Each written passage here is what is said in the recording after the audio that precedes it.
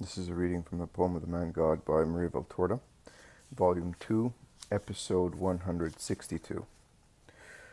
Jesus in the house in Capernaum, after the miracle on Elisha, 13th of May, 1945.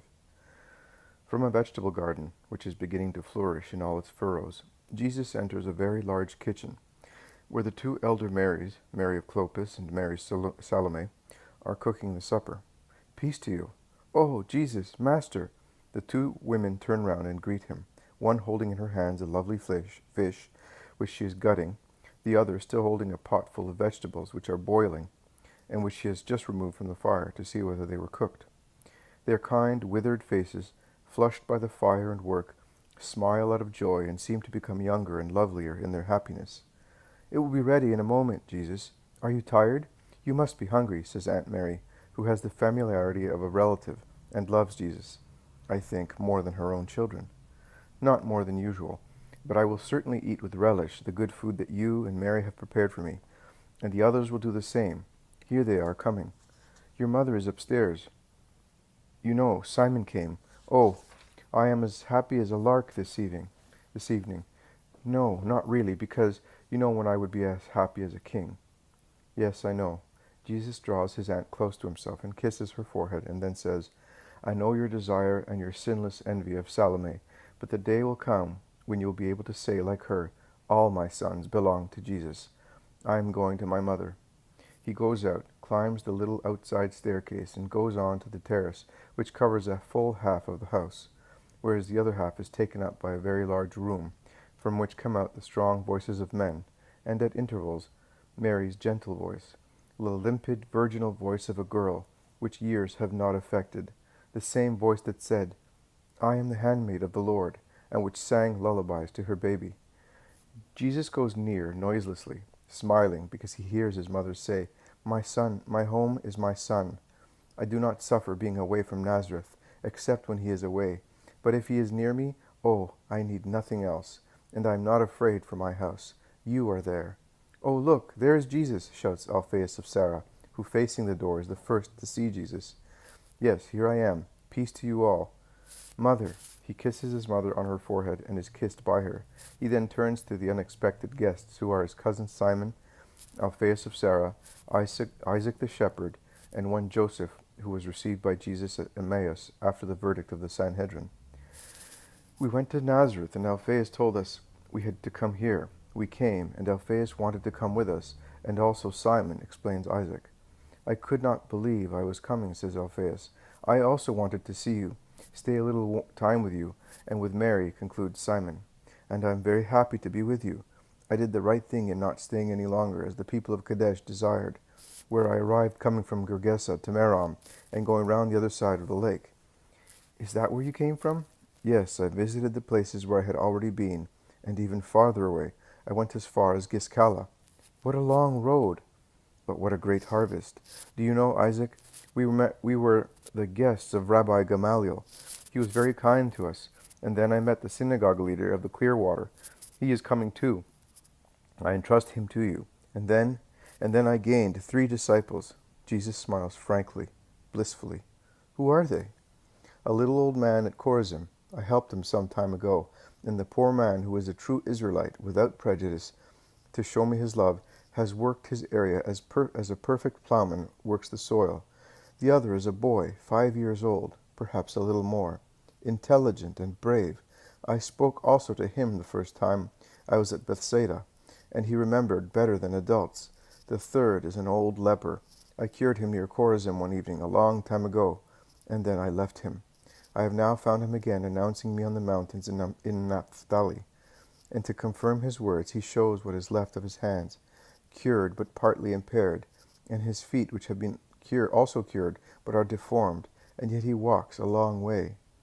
People realize how ill he was when they see what is left of him, and they believe his words, which are dressed with tears of gratitude. It was easy for me to speak there, because there was one who had already made me known, and had led other people to believe in me, and I was able to work many miracles. So much can be done by one who really believes. Alphaeus nods assent without speaking, continuously absent-minded, while Simon lowers his head under the implicit reproach. And Isaac rejoices wholeheartedly because of the joy of his master, who is about to tell of the miracle worked shortly before on Eli's little grandchild. But supper is ready, and the women, with Mary, prepare the table in the large room, and take the dishes there, and then withdraw downstairs. Only the men remain, and Jesus offers, blesses, and hands out the portions. But only a few mouthfuls of food had been taken, when Susanna goes upstairs saying, "Eli has come with servants and many gifts, but he would like to speak to you." "I will come at once, or better still, tell him to come up." Susanna goes out and comes back shortly afterwards with old Eli and two servants who are carrying a large basket. Behind them, the women, with the exception of the Most Holy Mary, are casting curious glances. "God be with you, my benefactor," greets the Pharisee. "And with you, Eli. Come in. What do you want? Is your grandson not well again?" "Oh, he is very well. He is jumping in the kitchen garden like a little kid. Before, I was so dumbfounded and bewildered that I failed to fulfill my duty. I wish to show you my gratitude, and I beg you not to refuse the little I am offering you. A little food for you and your friends. It is the produce of my fields, and I would like to have you at my table tomorrow, to thank you once again and to honor you with my friends. Do not refuse, Master. I would understand that you do not love me, and that if you cured Elisha, it was only for his sake, not mine." "Thank you, but no gifts were needed. Every great and learned man accepts them. It's the custom, and I do, but I accept very willingly one gift only. Nay, I look for it, which is, if I can, I will give it to you. Your hearts, your thoughts, give me them, for your own good. But I consecrate mine to you, blessed Jesus. Can you doubt it? Yes, I did you wrong, but now I have understood. I have also heard of the death of Doris, who offended you. Why are you smiling, Master?" I was remembering something. "I thought you did not believe what I was saying." "Oh, no, I know that you were moved by Doris's death, even more than by this evening's miracle. But do not be afraid of God, if you have really understood, and if from now on you wish to be my friend. I can see that you are really a prophet. It is true. I was more afraid. I was coming to you more out of fear of punishment, like Doris, than because of the accident. And this evening I said, 'There you are, the punishment has come, and it is even more severe because it did not strike the old oak in its own life, but in its love, in its joy for life, by striking the little oak, in which I rejoiced.' I understood that it would have been just as it was for Doris. You understood that it would have been just, but you did not believe yet in him who is good. You are right, but it is no longer so. Now I have understood. So, are you coming to my house tomorrow?" "Eli, I had decided to leave at dawn, but I will postpone my departure by one day, that you may not think that I despise you. I will be with you tomorrow." "Oh, you really are good. I will always remember it." "Goodbye, Eli. Thank you for everything. This fruit is beautiful, and the cheese must be as tasty as butter, and the wine certainly very good, but you could have given everything to the poor in my name. There is something for them, if you wish so, at the bottom, under the rest. It was an offering for you." "Well, we will distribute it tomorrow, together, before or after the meal, as you prefer. May the night be a peaceful one for you, Eli. And for you, goodbye." And he goes away with his servants. Peter, who with all the mimicry of which he is capable, has pulled out the contents of the basket to hand it back to the servants, puts the purse on the table in front of Jesus, and says, as if he were concluding an internal speech, "And it will be the first time that the old owl gives alms." "It is true," confirms Matthew. "I was greedy, but he surpassed me. He doubled his capital by usury." "Well, if he mends his ways, it's a good thing, is it not?" says Isaac. "It certainly is a good thing, and appears to be so," state Philip and Bartholomew. "Old Eli, a convert." Peter laughs heartily. Simon, the cousin who has been pensive all the time, says, "Jesus, I would like to follow you, not like these, but at least as the women do. Let me join my mother and yours. They are all coming. I, a relative, I do not expect to have a place amongst the disciples, but at least as a good friend."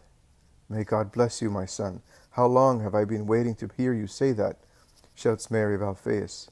"Come, I reject no one, neither do I force anyone. I do not even exact everything from everybody. I take what you can give me. It is a good thing that the women are not always alone when we go to places unknown to them. Thank you, my brother. I'm going to tell Mary, says Simon's mother, and she adds, she is down in her little room praying. She will be happy. It is rapidly growing dark. They light a lamp to go down the staircase, which is already dark in twilight, and some go to the right, some to the left, to rest. Jesus goes out and walks to the shore of the lake. The village is quiet. The streets are deserted.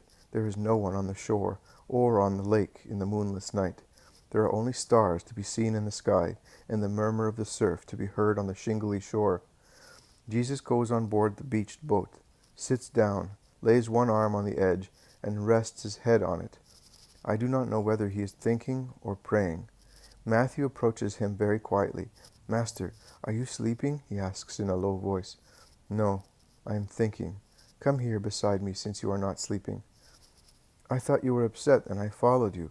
Are you not satisfied with your day's work? You touched Eli's heart. You acquired Simon of Alphaeus as a disciple. Matthew, you are not a simple man like Peter and John. You are astute and learned. Be also frank. Would you be happy because of those conquests? But, Master, they are always better than I am, and you told me on that day that you were very happy because of my conversion. Yes, but you were really converted, and you were genuine in your evolution towards good.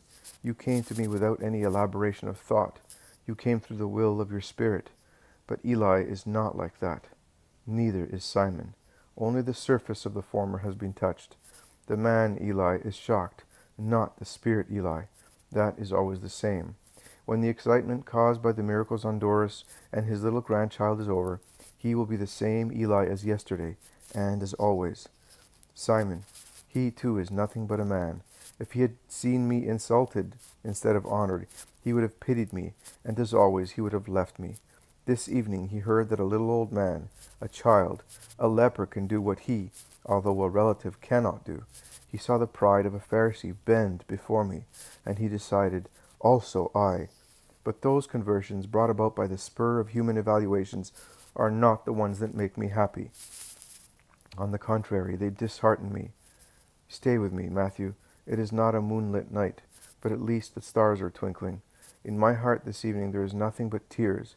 Let your company be the star of your distressed master. Master, if I can.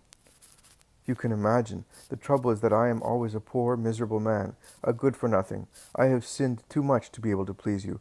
I am not good at speaking. I do not yet know how to say the new, pure, holy words, now that I have left my old language of fraud and lust, and I am afraid I will never be able to speak to you and about you. No, Matthew, you are a man, with all the painful experience of a man.